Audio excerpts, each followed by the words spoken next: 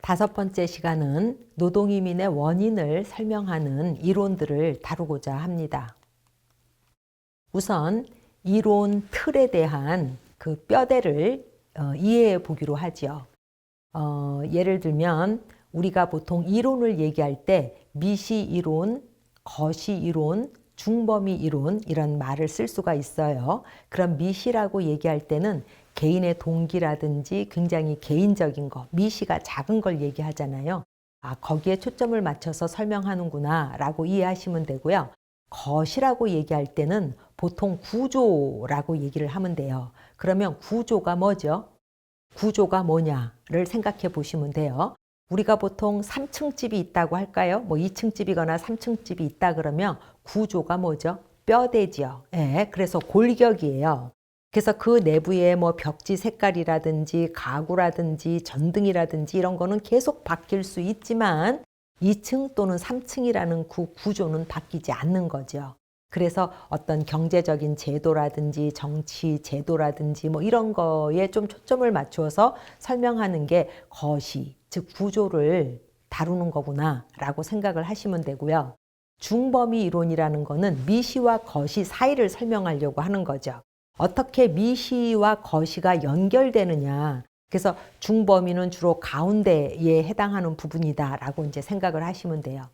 한편으로는 이렇게 밑으로는 미시, 거시, 중범위가 내려가는데 또 이제 가로 쪽으로는 어떻게 설명할 수 있냐면 그러니까 노동자가 왜 이민을 가느냐, 그 사람이 왜 이민을 가느냐라는 어떤 경제적인 설명이 있는가 하면 왜 저쪽 받아들이는 나라에서 이렇게 이민자에 대해서 수요가 생겼느냐. 그래서 사회, 역사, 뭐 문화적으로 또는 뭐 정치적으로 그래서 우리가 역사 구조적인 접근이 있다라고 이제 얘기하기도 해요.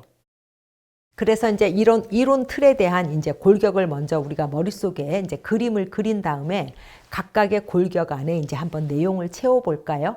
그러면 맨 첫 번째 그 골격은 뭐가 될까요? 굉장히 개인적으로 접근하면서 미시를 다루는 거를 보면 되겠죠. 거기에 해당하는 이제 학파가 신고전 학파인데 우리 이제 거기에서 나오는 이론들을 푸시풀 티오리라고 불러요. 그러니까 우리말로 하자면 배출 흡인 이론이죠. 어떤 것이 밀어내요. 송출국에서 밀어내는 요인이 뭐고 유입국에서 끌어당기는 요인이 뭐냐라는 거예요. 아주 쉽게 설명하면 물이 높은 곳에서 낮은 곳으로 떨어지듯이 임금이 싼 지역에서 임금이 조금이라도 비싼 지역으로 옮겨가는 거다라는 것이 이제 대표적인 배출 흡인 이론 또는 푸시풀 이론이겠죠. 그래서 이제 거기에 속하는 학자들, 이제 경제학자들, 뭐 치스윅이라든지 또는 뭐 보하스라든지 뭐 이런 사람들이 이제 왜 이민을 가느냐, 왜 아시안이라든지 남미 사람들이 미국으로 이렇게 이민을 많이 왔느냐에 대해서 미국의 유명한 학자들이니까 이제 설명을 막 하게 돼요. 이제 한편에서 이제 그 사람들의 설명을 듣고 너네는 너무 개인적으로 접근한다. 너무나 역사적인 어떤 의식이 없다라는 어떤 이제 비판들도 나오게 되죠. 그래서 이제 그 다음으로 나오는 이론들은 이제 경제학을 비판하면서 사회학이라든지 뭐 역사학이라든지 뭐 정치학이라든지 이런 쪽에서 역사 구조적인 접근을 하게 돼요. 그래서 이제 그거는 이제 거시에 초점을 맞추는 거죠. 그래서 60년대에 나왔던 이론들은 종속 이론이고요. 70년대에 나왔던 이론들은 세계 체제론인 거예요. 그래서 이제 뭐 종속 이론 하면 프랭크라는 사람이 떠오를 거고 세계 체제론 하면 월러스타인 같은 사람이 있어요. 그래서 결국은 자본주의라든지 뭐 또는 뭐 제국주의라든지 뭐 이런 얘기를 이제 막 해요. 그래서 국가가 자본주의 체제에 들어가면 이제 핵심 국가가 있고 종속된 국가가 있다. 그런데 이제 종속 이론의 특징은 한번 그 틀 안에 들어가면 부익부, 빈익빈이 영원히 변하지 않는다라고 이제 주장을 하는 이론들이고요. 세계 체제론은 그래도 이제 그 안에서 좀 변화가 가능하다라고 이제 얘기하는 이론들인 거죠. 한편 이렇게 역사 구조적으로 보는 설명이 있는데 똑같이 이제 것이 구조를 설명하면서도 조금 더 경제학적으로 또는 개인적으로 이제 설명하는 또 이론들이 있어요. 그 이론을 우리는 이중 노동시장 이론이라고 부르기도 하고요. 또는 분절 노동시장 이론이라고 부르기도 해요. 같은 내용이에요. 그래서 아까 얘기했듯이 노동시장이 1차 부문과 2차 부문으로 나누어진다라는 걸 이제 설명하는 사람들이고요. 여기도 이제 미국 학자들이 많고요. 그 다음에 이제 사센도 여기에 들어갈 수 있고, 뭐 포테스라든지 아이반 라이트 같은 사람들도 노동시장 이론으로 이민이 왜 일어나는가를 이제 설명하고 있죠. 이게 이제 80년대까지의 이론이고요. 90년대로 오면서 이제 새로운 이론들이 나오게 돼요. 지금까지의 이제 이론들이 경제학이라든지 주로 뭐 사회학이라든지 역사학에서 주로 나왔다면 90년대 이후는 너네 너무 미시만 보거나 너무 거시만 본다. 그 가운데도 봐야 된다라는 거죠. 그래서 학문적으로는 지리학이라든지 뭐 인류학이라든지 이제 이런 데에서 이론이 나와요. 그래서 첫 번째 나오는 이론들이 이주 체계 이론이에요.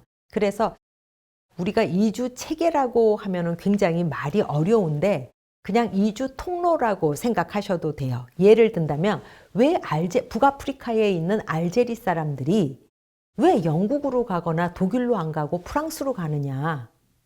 왜 그럴까요? 프랑스가 알제리를 식민 지배했거든요. 그러니까 알제리 사람들은 프랑스의 식민 지배를 받으면서 이미 불어를 많이 배웠을 거 아니에요? 그러니까 독어를 할 수 없어요. 영어가 안 돼요. 그러니까 차라리 불어를 아니까 프랑스로 가게 되는 거죠. 그러니까 식민 지배라는 이 역사적 경험을 통해서 좀 뭔가 이렇게 유사한 언어라든지 뭐 문화라든지 이런 거에 있어서 어떤 통로가 생겼다라는 거예요. 그래서 그런 이민 통로로 인해서 알제리 사람들은 주로 프랑스로 가고 인도 사람들은 주로 영국으로 가고 이제 이런 일이 생겨났다. 그래서 이주 체계 또는 이민 통로 이론이라고 이제 보시면 되고요. 또 두 번째로 나오는 이론들은 네트워크 이론이에요. 그래서 한 사람이 이민을 가면 그 사람에게 딸린 모든 사람들이 따라서 이민을 갈 수 있는 거죠. 그래서 한 사람이 가지고 있는 인맥, 그 네트워크에 의해서 연쇄 이민이 일어나는 것을 이제 인류학에서 많이 얘기하고요. 그 다음 또 가운데 있는 걸로 이제 굉장히 중요하게 설명하는 거는 미시와 거시를 연계해주는 이주 산업에 대한 연구들이 이제 막 나오게 돼요. 또 최근에는 초국가주의 이론으로 이제 연결이 돼가지고 요즘의 이론들 뭐 순환한다든지 뭐 이런 것들을 초국가주의 이론에서도 많이 설명하기도 합니다. 이제 시기 순서대로 각 이론 틀을 조금만 더 이렇게 살펴본다면 배출 흡인 이론은 굉장히 미시적이고 개인을 강조하는 이론이라고 했죠. 그러므로 송출국과 유입국 두 나라의 경제적이건 뭐 사회적이건 이런 그 요인들의 차이로 인해서 소득이 낮은 곳에서 소득이 높은 곳으로, 일자리가 없는 곳에서 일자리가 더 많은 곳으로, 종교적 자유가 없는 곳에서 종교적 자유가 있는 곳으로 이렇게 이동한다라고 하는 거죠. 그러므로 개인의 성취 동기, 특히 상승 이동을 지향하는 동기 이런 거를 굉장히 강조하겠죠.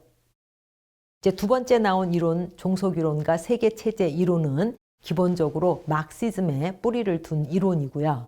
그래서 마크시즘이 이제 그 유럽에서도 뭐 60년대, 70년대 이제 굉장히 이제 유행을 했던 거죠. 그래서 주로 이제 제도로 이제 설명을 하는 거죠.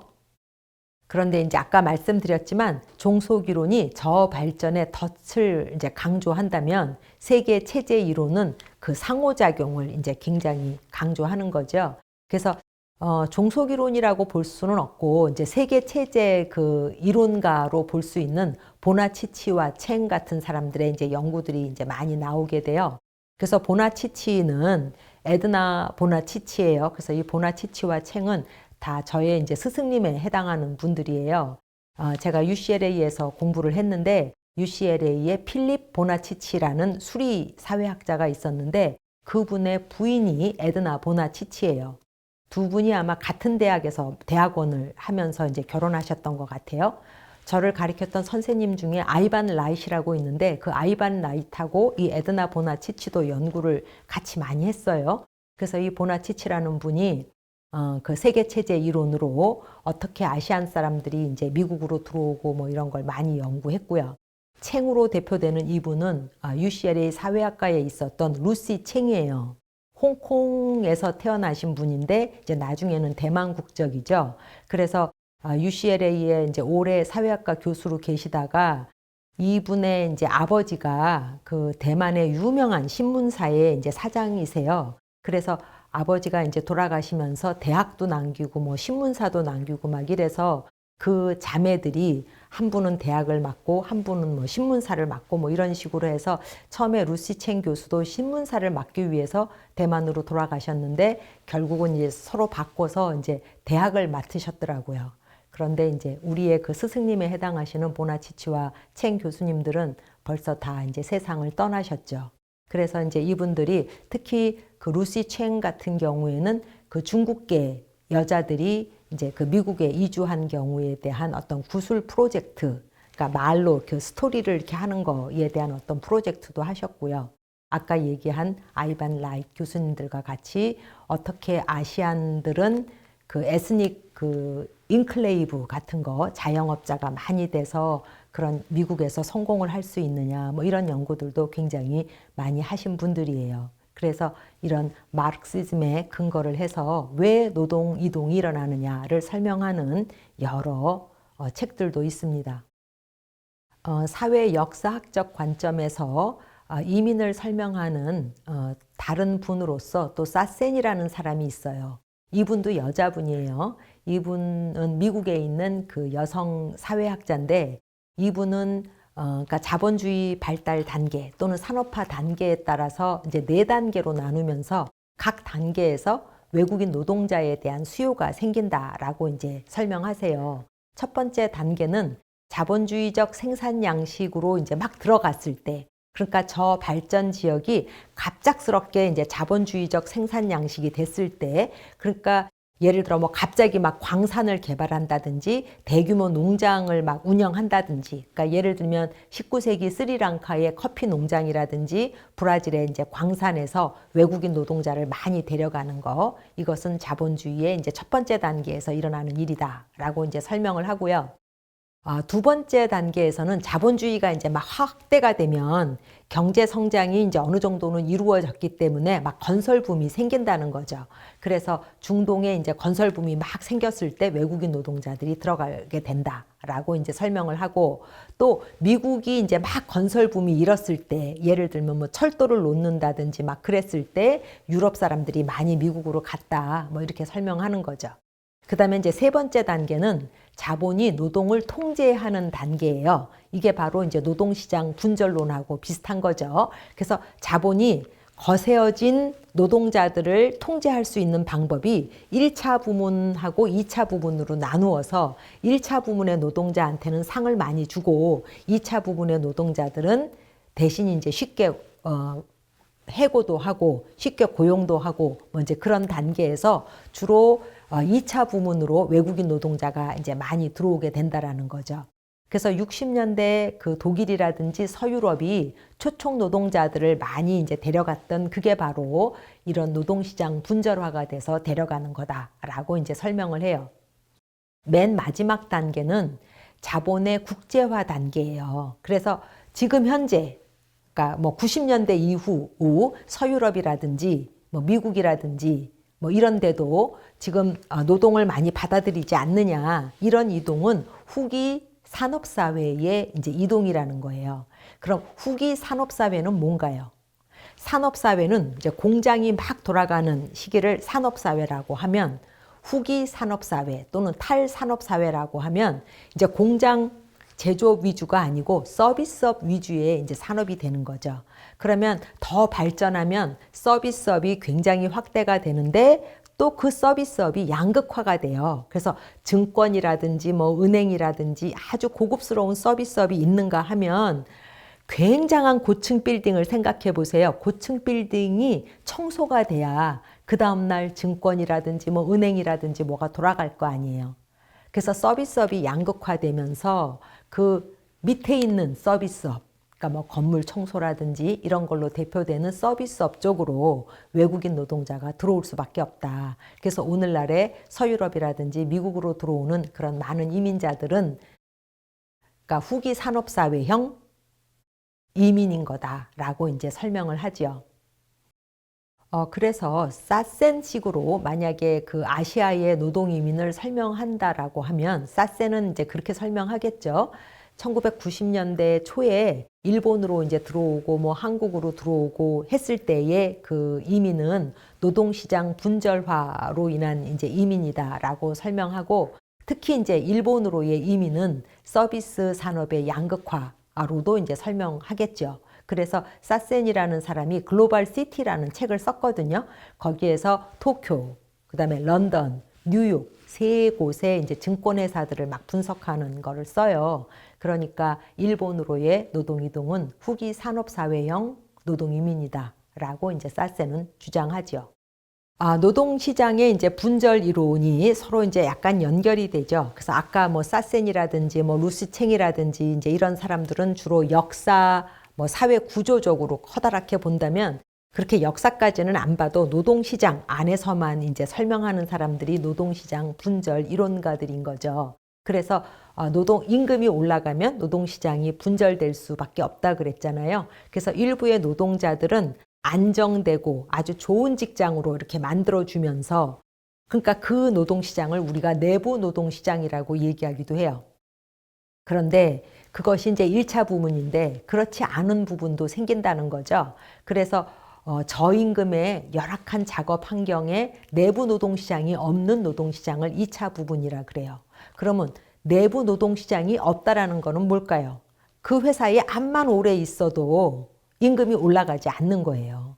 그러면 우리가 이제 예를 든다면 만약에 이제 삼성이라는 곳에서 이제 기술자를 데리고 있는데 전자 부품하고 관계돼서 고급 기술자들은 1차 부문에 고용을 해놓고 예를 들면 에어컨을 만드는데 여름에는 굉장히 많이 만들어야 돼. 그럼 한 200명을 뽑았다가 여름이 이제 끝나고 나서 에어컨이 더 많이 만들 필요가 없어요. 그럼 이 200명은 잠시 해고를 하는 거예요. 이런 고용 불안정이 생명인 어떤 부분. 그래서 이런 부문은 고용과 해고가 용이한 사람들을 주로 뽑는다는 거죠. 그래서 여성이라든지 뭐 소수인종이라든지 또는 이민 노동자들을 주로 이쪽 부분에서 고용하게 된다라는 거죠. 그래서 이렇게 노동시장 분절화가 되면 외국인 노동자를 많이 데려오게 된다라고 이제 설명하게 되죠.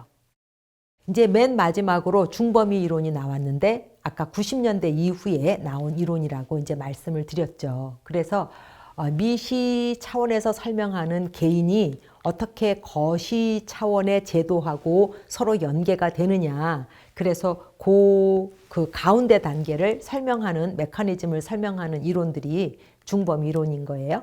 그래서 아까 말씀드린 이주 통로라고 얘기할 수 있는 이주 체계 말씀드렸고요. 그 다음에 이주 네트워크, 어떻게 연쇄 이민이 일어나느냐. 그래서 한 사람이 이민 가면 가족, 친족이 다 따라가고 가족 이민 케이스가 되는 거, 그런 거 설명했고요. 우리 아시아에서는 이주 산업에 대한 연구도 굉장히 중요하다 그랬죠. 그래서 브로커가 누구냐면 이민자를 모집하는 조직이거나 또는 변호사, 또는 에이전트, 또는 밀수업자, 또는 뭐 기타 중개자들이 생기는 거예요. 그래서 개인과 저쪽 유입국의 제도, 이민 제도 사이에 조정을 맡는 이제 개인들이 생겨나요. 그 다음에 수요가 많다 보니까 이제 그런 개인들이 크게 이제 기업이 되는 거죠. 그래서 스티븐 카슬 교수는 이 현상을 이주 산업이 이제 발달하는 것을 이민의 민영화 현상이라고 이제 불러요. 그래서 이제 스티븐 카슬 교수님은 그 이주의 시대 제2장에서 이주의 원인은, 이민의 원인은 거시적인 거로도 설명할 수 있고 미시로도 설명할 수 있고 중의로도 설명할 수 있는데 이 모든 게 다 복합적으로 작용하는 거죠. 그래서 어떤 하나로 설명하려고 하지 말고 모든 것을, 모든 측면, 이민의 모든 측면을 이해하려고 하는 복합적인 그런 노력이 필요하다라고 설명해요. 그래서 이민에 대해서 항상 아래의 질문을 생각해 보자고 해요. 첫 번째는 뭐냐면 송출국에서 밀어내는 요인이 뭐냐? 그럼 유입국에서 끌어당기는 요인은 뭐냐? 그 다음에 두 지역 간의 통로, 이주 체계 또는 사회적 연계, 인맥 같은 것은 어떻게 생기고 어떻게 변화하는가? 그 다음에 유입국의 이민 제도는 이민에 대해서 얼마만큼 친화적이냐 또는 굉장히 이민을 방해하느냐. 그 다음에 그 유입국에서 단기 이민이 정주 이민으로 바뀔 수 있느냐 아니면 아주 바꾸는 통로가 아예 없느냐. 그 다음에 이민자에 대한 차별이라든지 이런 거가 어떻게 되느냐라고 이제 질문을 하라는 거죠. 그 다음에 이제 많은 나라에서 단기 이민으로 온 사람이 정주도 하거든요. 그래서 이민자가 정착하게 되는 것이 유입국에 어떤 영향을 미치느냐. 유입국의 노동시장, 뭐 사회구조, 문화, 국민 정체성 등에 다 영향을 미치겠죠. 그 다음에 이제 한편으로는 이민자가 나가고 뭐 다시 또 귀환하고 하는 것이 송출국에는 어떤 영향을 미치느냐라는 질문도 하라는 거고요. 그래서 이제 이민자가 송출국하고 유입국 사이에 이렇게 구축하는 그 연결은 또 뭐냐, 그 다음에 어떤 정도냐. 그래서 이러한 여러 가지 질문들을 한국으로 이민 온 노동이민이라든지 동포이민이라든지 결혼이민에게도 이제 앞으로 우리가 계속 물어야 되겠죠.